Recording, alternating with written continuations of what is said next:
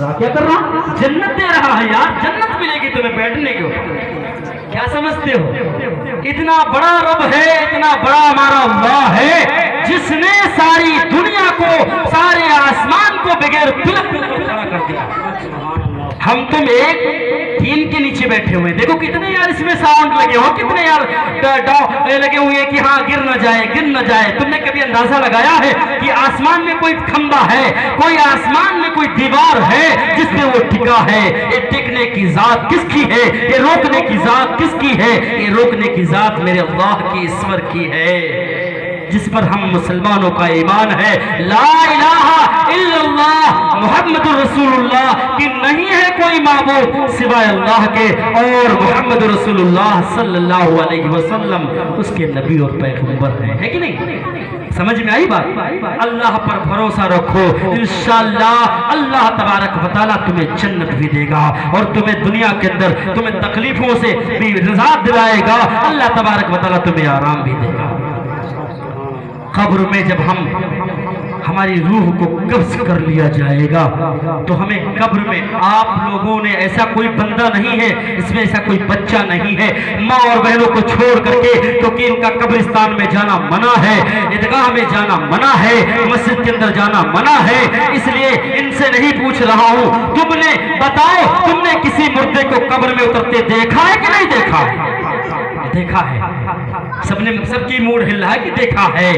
تم نے ایک چیز دیکھی ہوگی، علماء اکرام جب قبر میں مردے کو اتارتے ہیں تو کیا پڑھتے ہیں؟ ہم تو لا الہ الا اللہ و ملت رسول اللہ صلی اللہ علیہ کہتے، سنا ہوگا آپ لوگوں نے.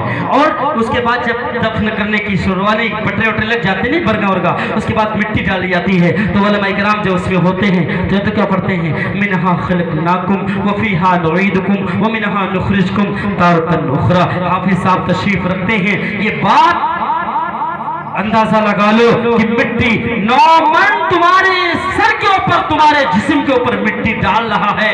کون ہے؟ تمہارا بھائی ہے، تمہارا بچہ ہے، تمہارا بیٹا ہے، تمہارا بھانجا ہے، تمہارا نانا ہے، تمہارا دادا ہے، تمہارا باپ ہے. جس نے تمہیں گودی میں کھلایا ہے، جس نے تمہیں سر کے اوپر بٹھایا ہے، وہی تمہیں مدفن کر رہا ہے اور مٹی میں تمہیں ملا رہا ہے. تم کیا سمجھتے ہو تمہارا ہمارا وجود کیا ہے؟ ہم جب مر جاتے ہیں تو ہمیں قبر میں منہا خلقناکم وفیہا نعیدکم ومنہا نخرجکم تارۃ اخری کہہ کے قبر میں اتار دیا جاتا ہے. اس کے بعد اللہ کے فرشتے آتے ہیں اور سوال کرتے ہیں. جانتے ہیں کون سا سوال کرتے ہیں؟ اگر مولانا یہاں پوچھ لے بھیا غسل میں کتنے فرض ہیں؟ کتنے غسل میں کتنے فرض ہیں؟ جس کو ناراض، جو بھائی میرے ناراض ہونا، کیونکہ سچائی ہم لوگوں کا بیان کرنا ہے.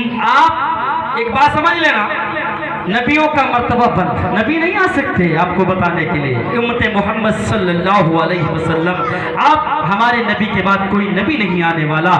بس ایک بات آپ یہ ذہن میں رکھ لو کہ اللہ نے نبیوں کا وارث علماء کو بنایا ہے، علماء کو نبیوں کا وارث بنایا ہے. یہی جا کر کے بستی بستی، گاؤں گاؤں، ہر جگہ جا کر کے اپنے بھائیوں کو اکٹھا کرتے ہیں، چاہے وہ میلاد کے ذریعے سے ہو، چاہے وہ دین کی محفل کے ذریعے سے ہو. وہ اکٹھا کرتے ہیں اور اس کے بعد کہتے ہیں بھائی نماز پڑھنے لگ جا. کیونکہ اس لیے کہتے ہیں، آپ نے دیکھا ہوگا کوٹا ہوتا ہے، غلہ بٹتا ہے، اس میں آپ نے دیکھا ہوگا جب کوئی سب سے پہلے فنگر لگا دیتا ہے اس کو غلہ پہلے مل جاتا ہے. نہیں ملتا؟ ملتا نہیں ملتا؟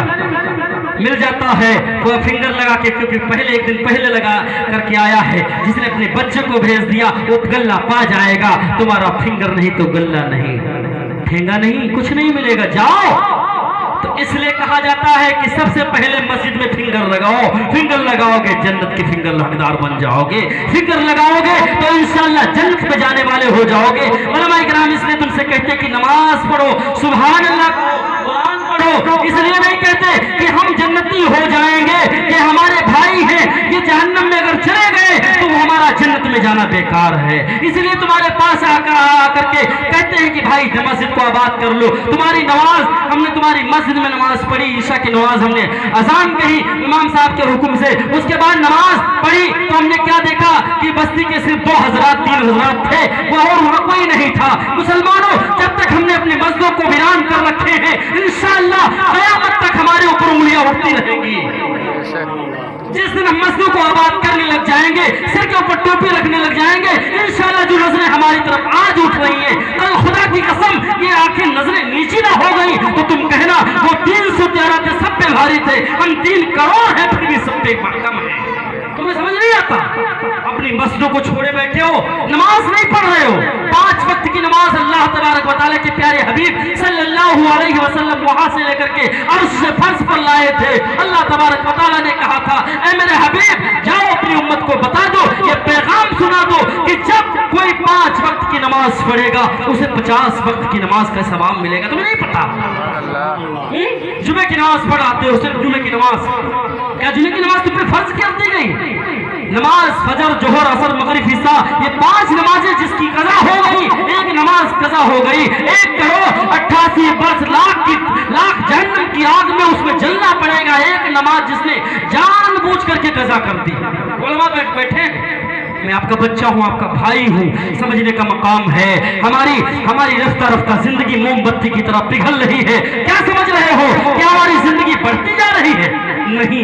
एक साहब थे, बादशाह था। एक वाकया आपकी नजर करता हूँ। मौलाना इस्माइल साहब आप पीछे न बैठे, आप हमारे साइड में आ जाए तो अच्छा रहेगा। एक बादशाह ने हुक्म दिया, चाचा आपकी समझ में आ रहा है कुछ?